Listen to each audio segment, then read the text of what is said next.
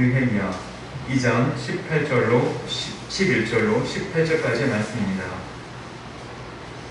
말씀을 보도록 하겠습니다. 내가 예루살렘에 이르러 머문 지 사흘 만에 내 하나님께서 예루살렘을 위해 무엇을 할 것인지 내 마음에 주신 것을 내가 아무에게도 말하지 아니하고 밤에 일어나 몇몇 사람과 함께 나갈새 내가 탄 짐승 외에는 다른 짐승이 없더라. 그 밤에 골짜기 문으로 나가서 영정으로 분문에 이르는 동안에 보니 예루살렘 성벽이 다 무너졌고 성문은 불탔더라. 앞으로 나아가 새 문과 왕의 못에 이르러서는 탄 짐승이 지나갈 곳이 없는지라. 그 밤에 시내를 따라 올라가서 성벽을 살펴본 후에 돌아서 골짜기 문으로 돌아왔으나 방백들은 내가 어디 갔었으며 무엇을 하였는지 알지 못하였고 나도 그 일을 유다 사람들에게나 제사장들에게나 귀족들에게나 방백들에게나 그 외에 일하는 자들에게 알리지 아니하다가 후에 그들에게 이르기를 우리가 당한 공경은 너희도 보고 있는도라.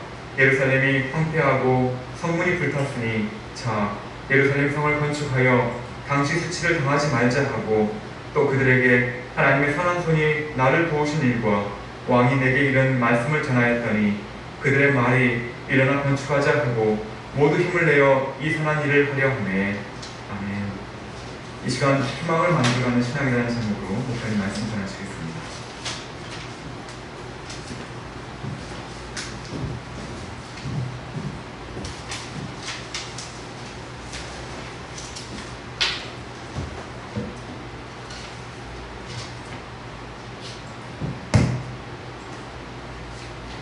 네, 오늘은 희망을 만들어가는 신앙이라는 제목으로 같이 말씀을 나누도록 하겠습니다. 얼마 전까지만 해도 코로나 상황이 좀 좋아질 것 같은 분위기였거든요. 예방 백신도 계속 맞게 되고 점점 잦아질 거라고 안정될 거라고 생각을 했었는데 이제 그런 우리의 생각을 비롯해 지금 코로나가 확산되고 있고요. 우려했던 이 4차 대유행이 건조하는 느낌이 듭니다. 특히 염려되는 건 뭐냐면 이 코로나가 장기화되면서 다들 힘들고 고통스러운 시간을 보내고 있지만 특별히 사회적 약자들, 인권의 사각지대에 있는 그분들이 느끼고 있는 삶의 어려움, 절망, 공포, 미래에 대한 불안 이런 것들은 우리가 생각하는 것보다 훨씬 더 크고 압박이 셉니다.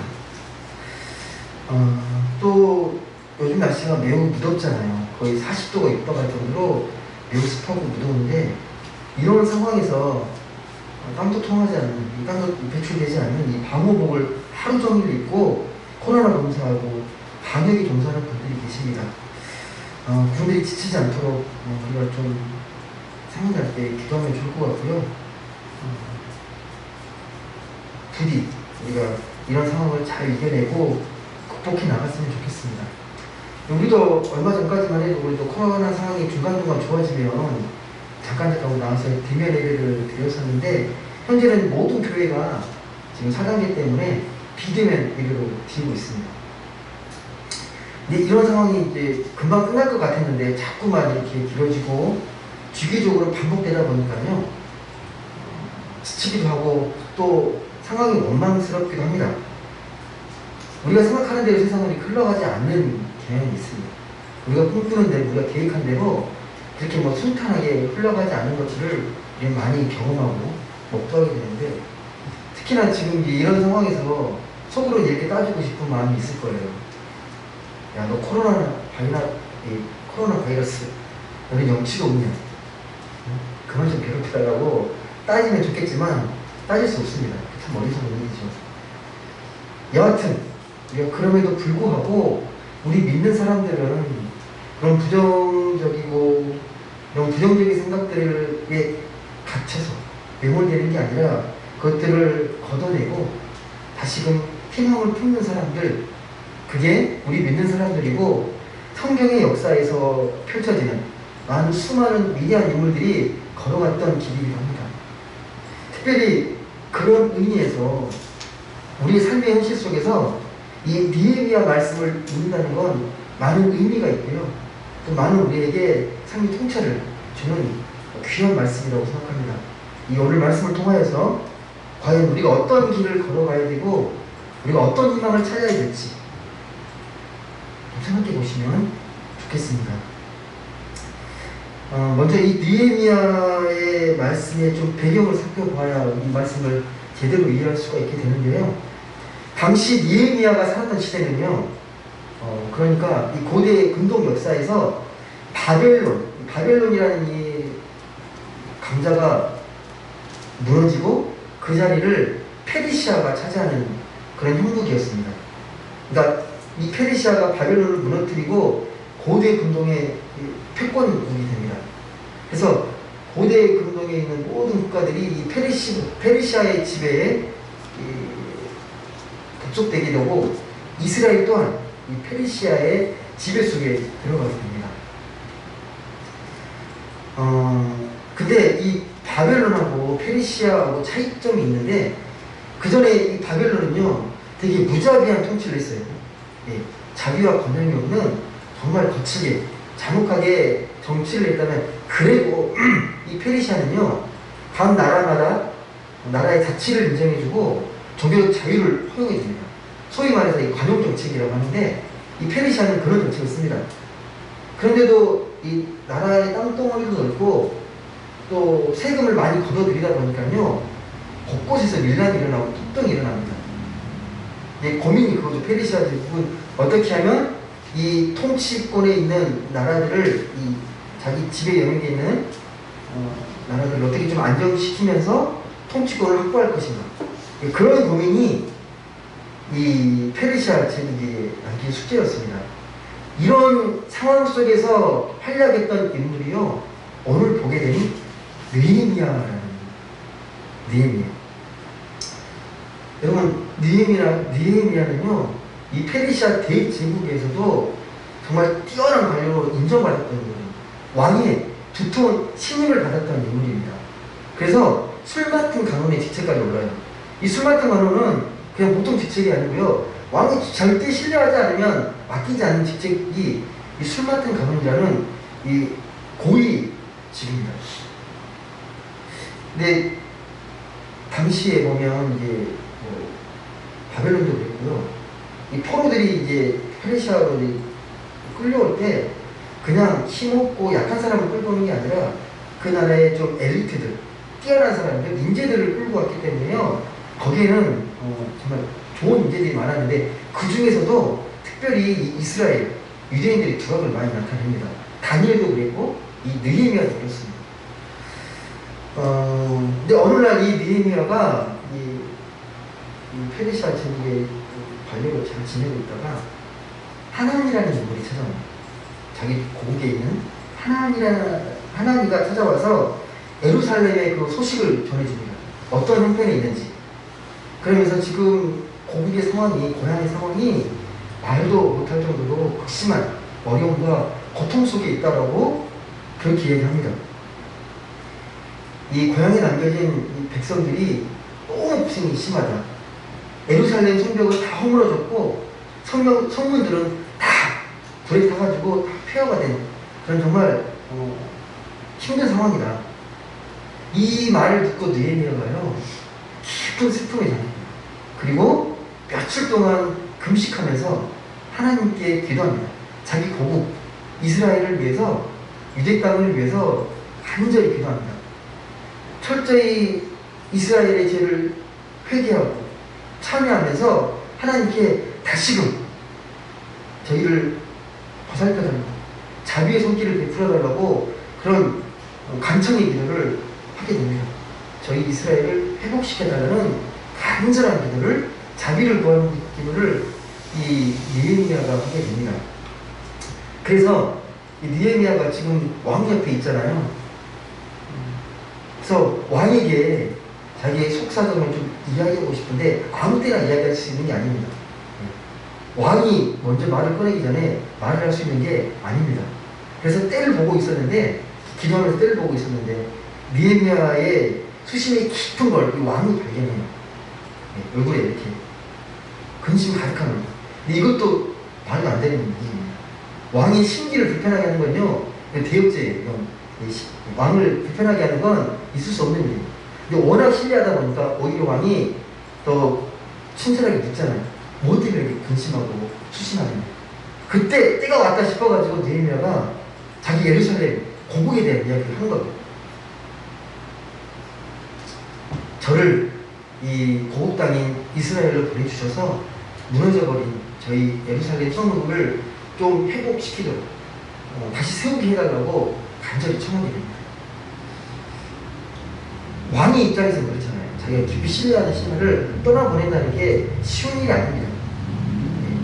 달갑지 않은 일인데 또 워낙 신뢰하고 간절한 이 자기가 신뢰하는 신하이기 때문에 그 청을 들어줍니다. 갔다 오라고. 그런데 그냥 보내는 게 아니라요, 특별히 워낙 이 느헤미야를 아끼고 총리했기 때문에 군대 장관과 마병을 함께 신변의 안전을 보장받을 수 있도록 쉽게 말하면 장교들하고 기병대를 통해서 안전하게 갔다 올 수 있도록 그런 배려를 받습니다. 왕에게. 그리고 왕이 친서까지 써줘요.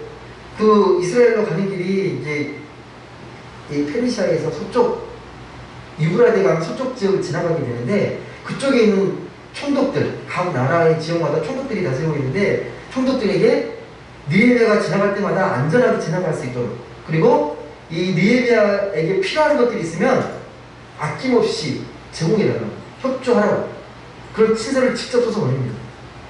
그만큼 신뢰받는 사람이에요, 느헤미야.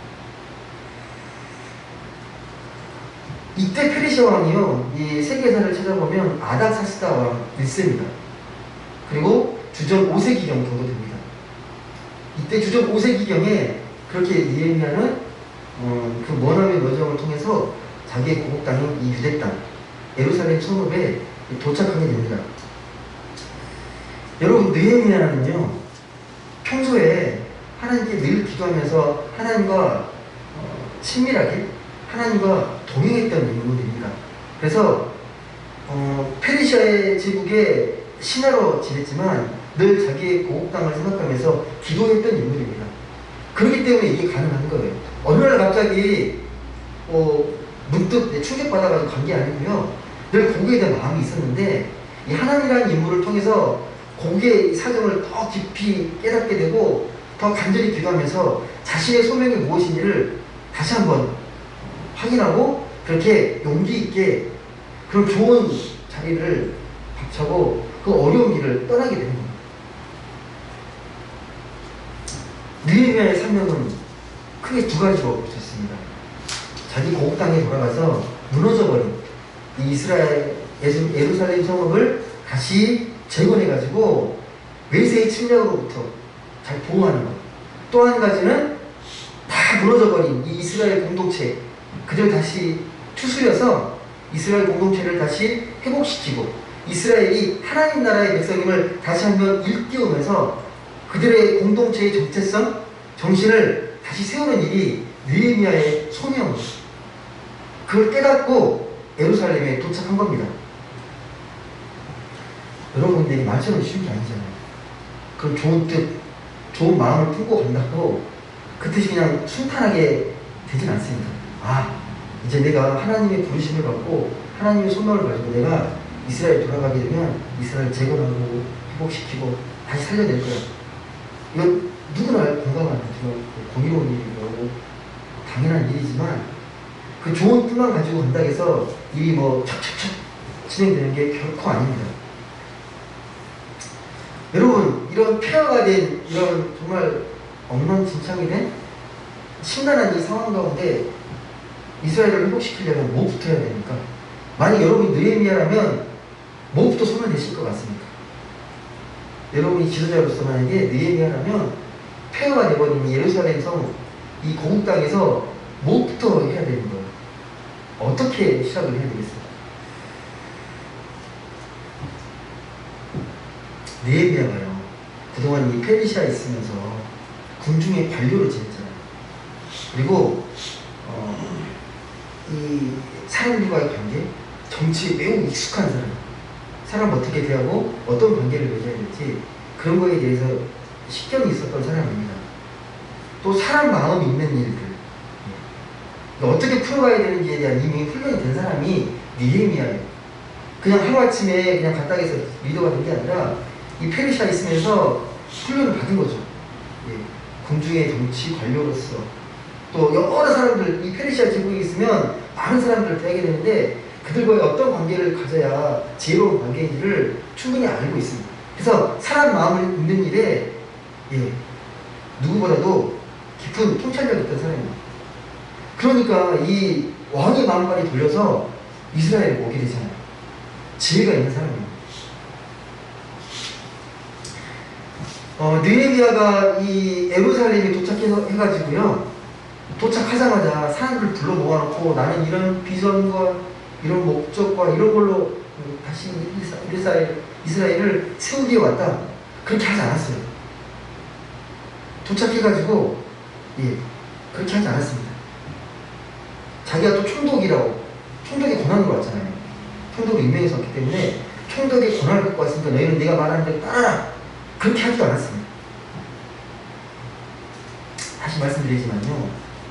아무리 내가 권력 힘이 있고 좋은 뜻을 갖고 있다고 해서 그게 그대로 일이 진행되거나 그걸 다 동의해 주지 않습니다. 좋은 명분도 중요하고요. 그걸 따를 만한 나름대로 동기가 있어야 돼요. 또 마음을 모을 수 있을 만한 그런 지지 기반이 필요한데 그냥 뭐 선포한다고 그냥 자연스럽게 되는 일들이 아닙니다. 인간은 되게 복잡해요. 인간의 마음이라는 게요. 되게 복잡한 게 있습니다. 이스라엘에 도착했을 때에 이 수많은 사람들과의 보이지 않는 얽히고 설켜 있는 그런 관계들이 있어요.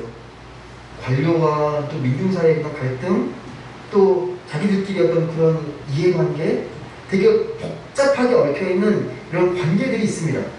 그것들을 먼저 봐야 돼요. 그리고 현재 처해 있는 이 유다 사회의 경제적 현실, 이걸 면밀히 살펴보아야 합니다. 이 상황과 사람을 다 봐야 돼요. 어떤 상황인지, 사람들의 마음은 어떠한지를 냉철하게 파악해야 합니다.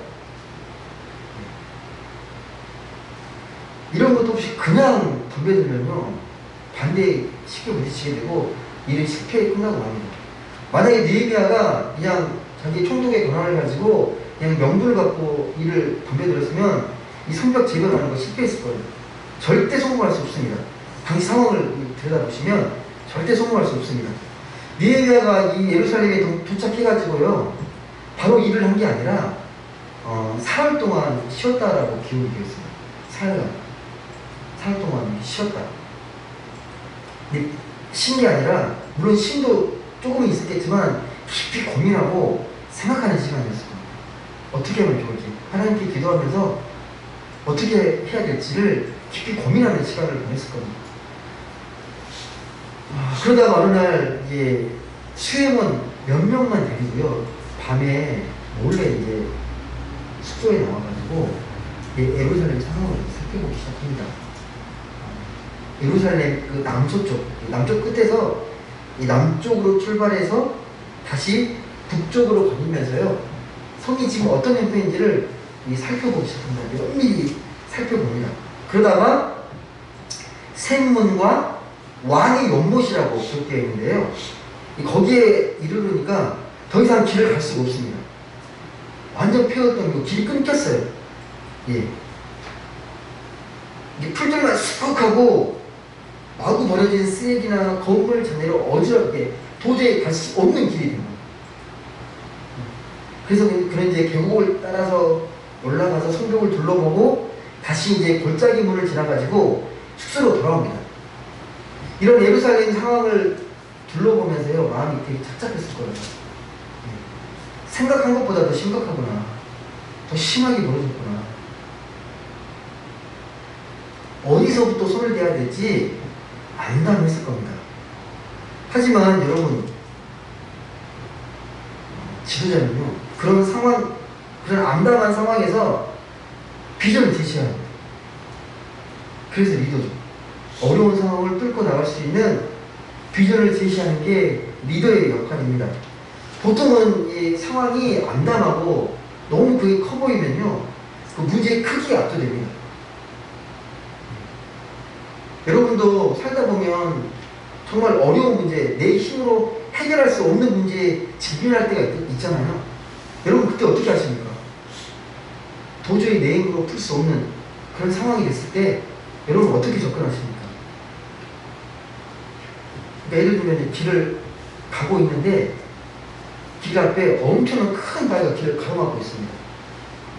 보통은 어떻게 생각하죠? 그렇게 큰 바위가 길을 막고 있으면 이거 옮기는 거 불가능하니까 길 지나가는 거 포기해야 돼요.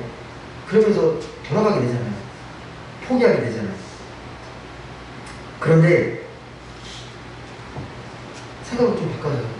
그 바위를 움직일 수는 없어도, 이동시킬 수는 없어도 잘게 쪼갤 수는 있다라는 생각을 할 수 있죠. 잘게 쪼개가지고 지금은 작게라도 계속 쪼갤 수 있다. 제거할 수 있다. 움직일 수는 없어도. 그게 사자성어로요, 마구작침이라는 말이거든요. 마, 도끼고, 도끼를 갈아서 작침, 바늘을 만들어 버린다는 말이거든요.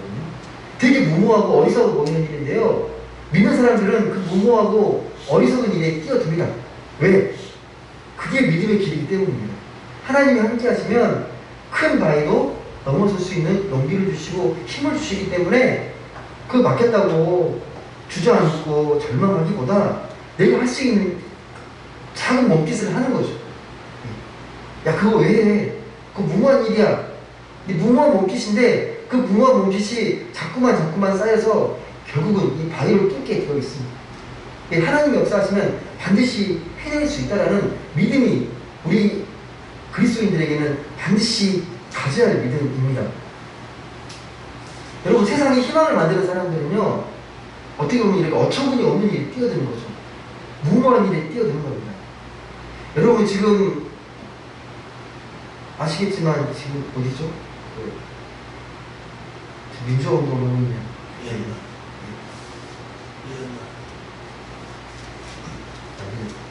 미얀마, 죄송합니다. 미얀마가 지금 우리 5.18처럼 투쟁을 하고 있잖아요. 되게 무모하게 보여요. 무모하게 보이는데 아니에요.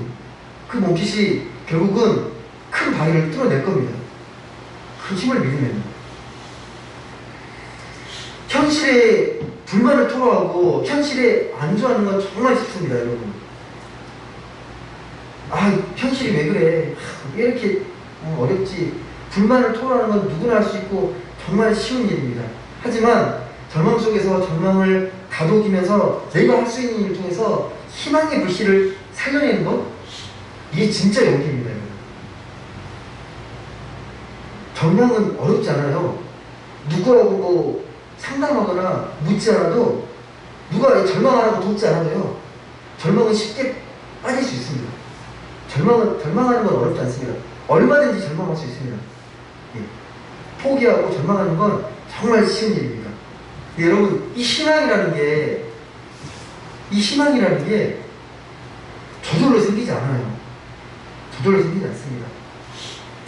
그래서 말씀에도 시편 126편, 우리가 너무 잘 아는 말씀인데, 시편 126편 5절에 보면 눈물을 흘리며 씨를 뿌리는 사람은 기쁨으로 담을 건다 라고 말합니다.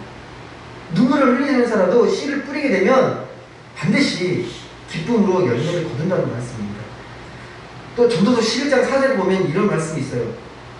바람이 그치기를 기다리다가는 씨를 뿌리지 못하고 구름이 거치기를 기다리다가는 거두지 못합니다. 지금 할 수 있는 일을 하는 게 그 용기라는 거죠. 해도 안 돼가 아니라 작은 몸짓이지만 무모해 보이지만 그래도 이게 희망이야라고 말을 하면서 그 길을 걸어가는 사람에게 하나님이 반드시 함께 하신다는 것입니다. 여러분, 사람들은 쉽게 현실에 적응합니다. 현실에 금방 적응합니다. 신기하게 이거 비정상이야 그러는데 이게 시간이 지속되잖아요. 그러면 정상으로 알고 살아요. 이게 상식이 아니야. 근데 비상식이 나중에는 상식이 돼버려요. 안주하는 거죠. 우리 인간은 쉽게 적응하는 동물이거든요. 근데 우리의 믿음의 사람들은 절대 그러면 안 됩니다, 여러분. 하나님의 눈으로, 이 사랑과 공의의 눈으로 하나님이 꿈꾸는 세상을 늘 보려고 있어야 되고, 그런 눈으로 세상을 바라보아야 합니다. 그렇게 하지 않으면요, 우리도 똑같이 그냥 세상에 안주하기 딱 쉽습니다. 여러분, 다시 말씀으로 돌아가겠습니다. 느헤미야가 이제 때가 되니까 다 불러 모읍니다. 이 고국방에 있던 방객들, 뭐 제사장들, 리더들 다 불러 모아요. 불러 모아놓고 이야기를 시작합니다. 이 이스라엘 현재 상황을 얘기하는 거죠. 봐라, 성문 다 폐허됐다. 다 성문도 불타버렸다. 성문도 다 무너졌다. 다 아는 거예요. 다시 현실을 보여주는데, 근데 이건 누구나 다 아는데 차마 입 밖에 내지 못하는 그런 현실이에요. 다 무너진 이 이스라엘의 상황들. 근데 이렇게 다 무너지고 이렇게 정말 어려운 상황인데, 이런 현실을 그냥 인정하고 안주하고 있는 거죠. 근데 그러면 안 된다고 느헤미야가 일깨워주는 거예요. 이게 지금 정상이 아니라고.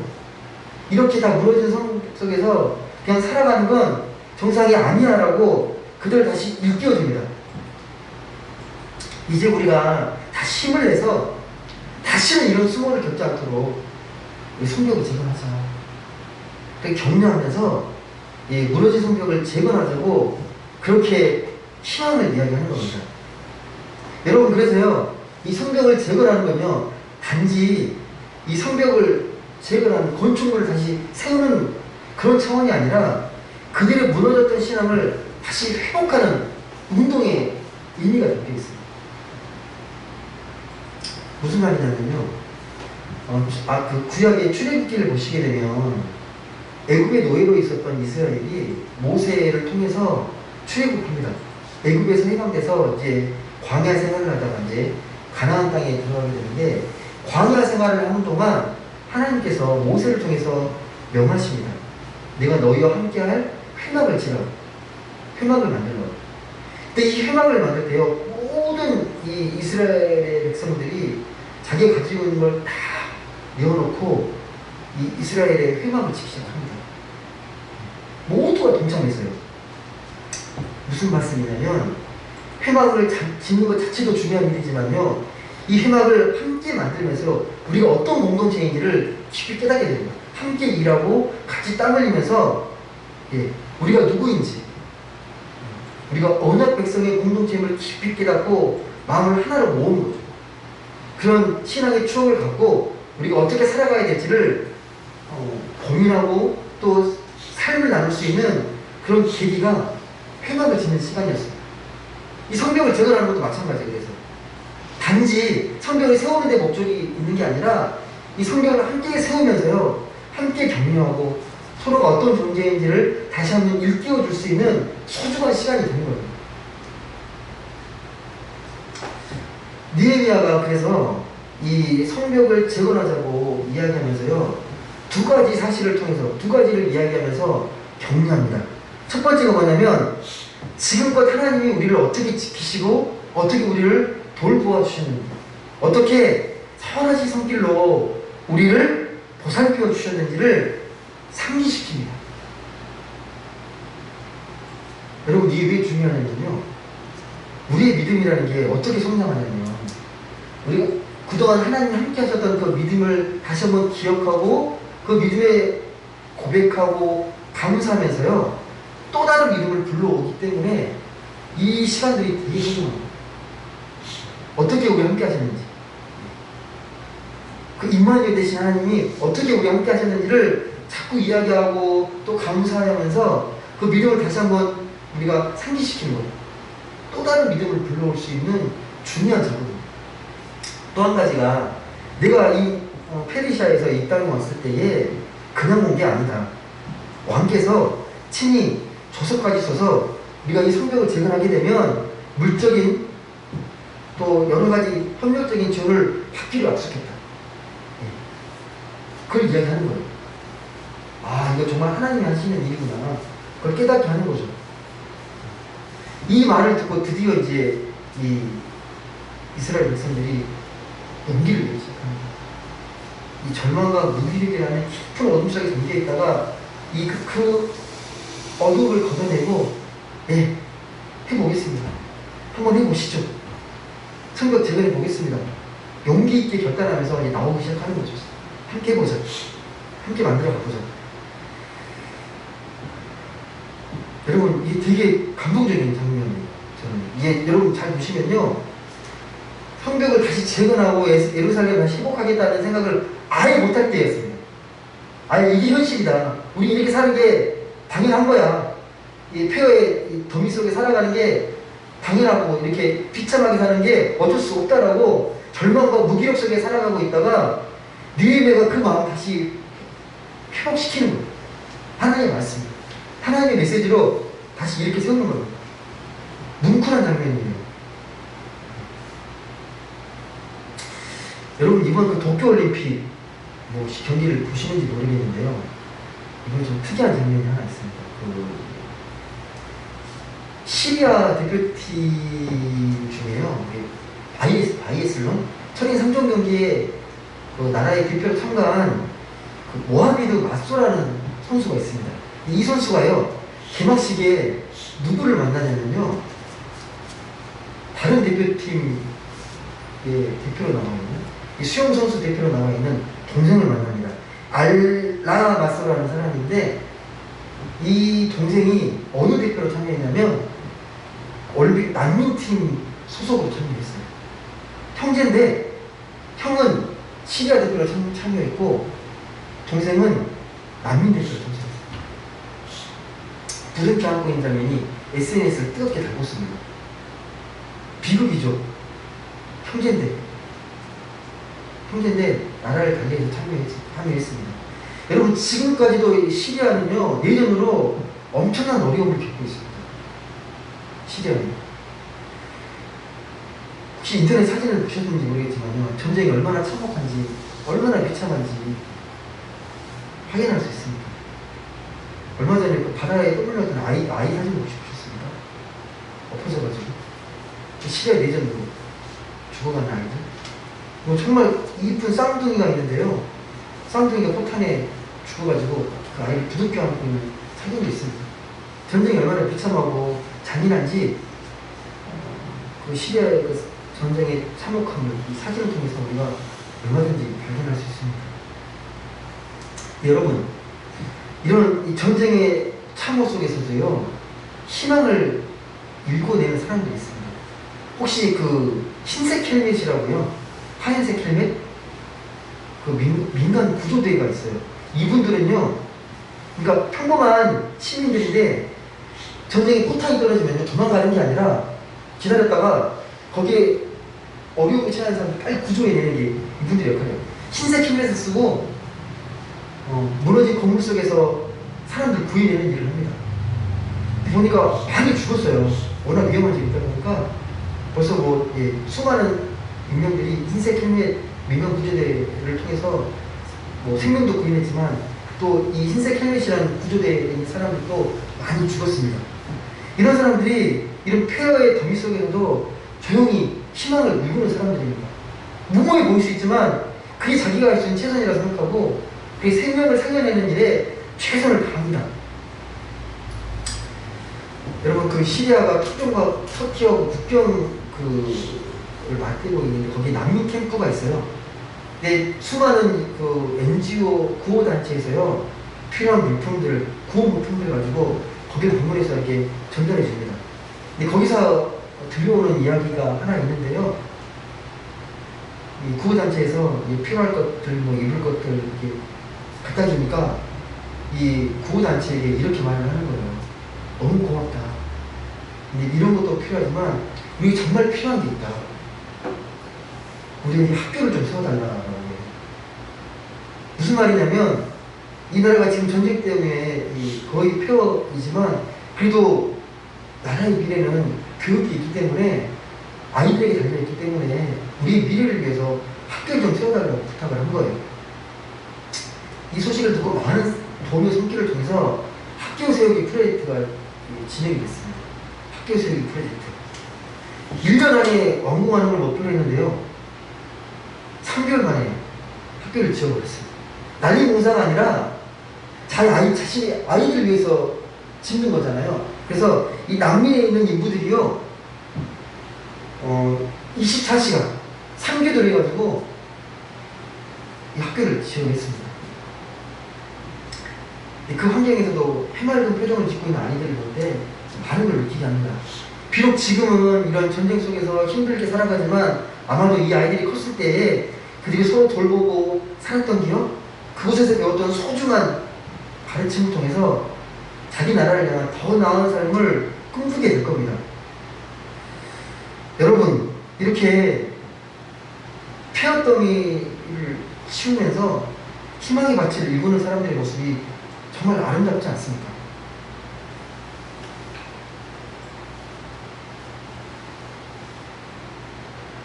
사람은요, 가치와 보람을 먹고 사는 존재입니다.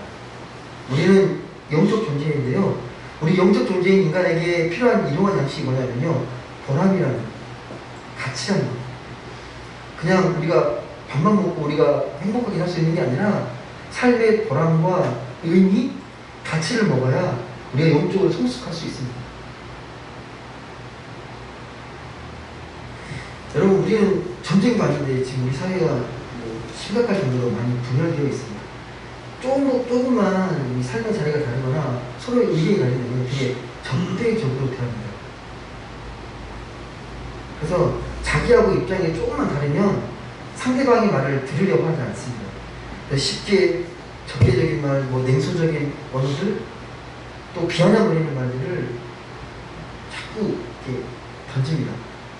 그런 말과 감정의 찢기가 켜켜이 쌓여가지고 더 이상 건널 수 없는 깊은 고리되는 느낌을 많이 받게 됩니다. 우리 사회 안에 지금 계층 간의 갈등, 세대 간의 갈등이 정말 심각하거든요.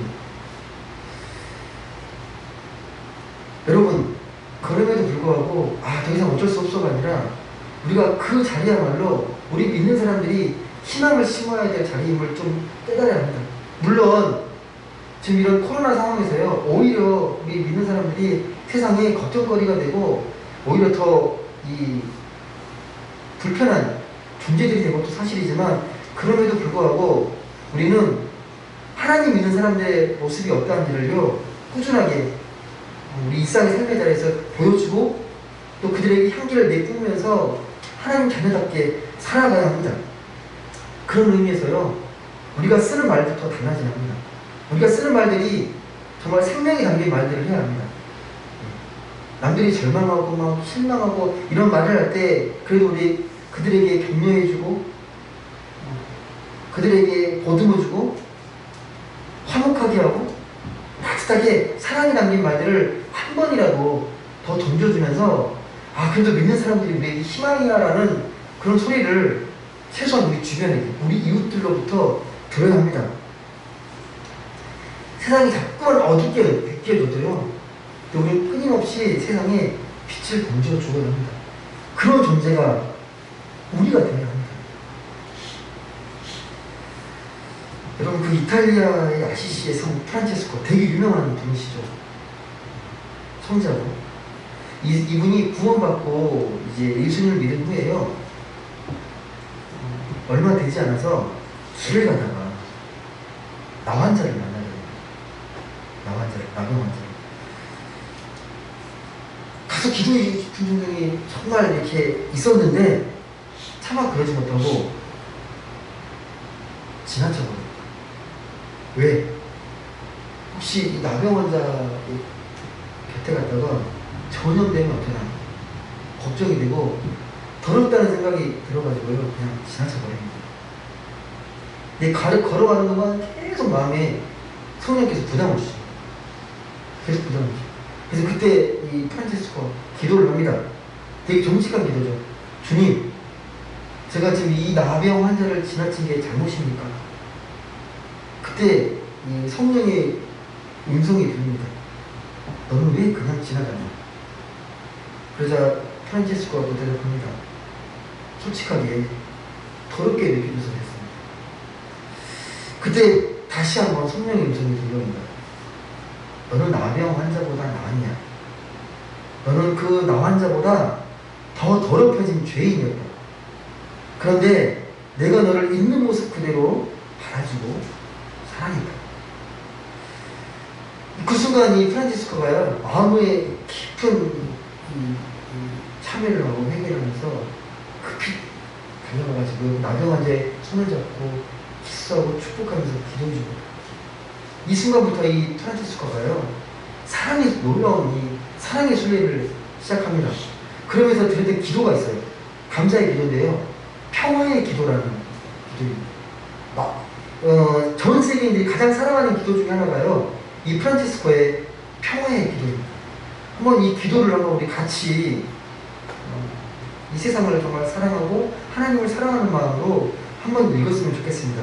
우리가 이 땅 가운데 어떻게 살아가야 될지, 이 코로나와 같은 이 어려운 상황 가운데서 우리 믿는 사람들이 어떻게 살아가야 될지 좀 깊이 생각하시면서 이 기도문을 함께 읽어보도록 하겠습니다.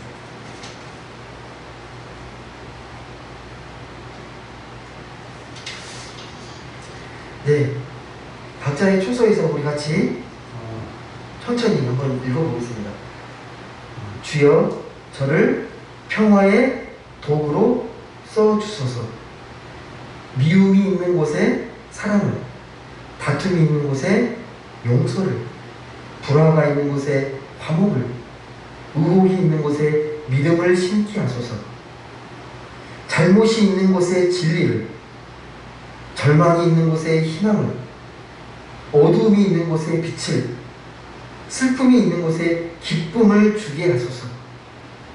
주여, 위로를 받기보다는 위로하고, 이해를 받기보다는 이해하며, 사랑을 받기보다는 사랑하게 해 주소서.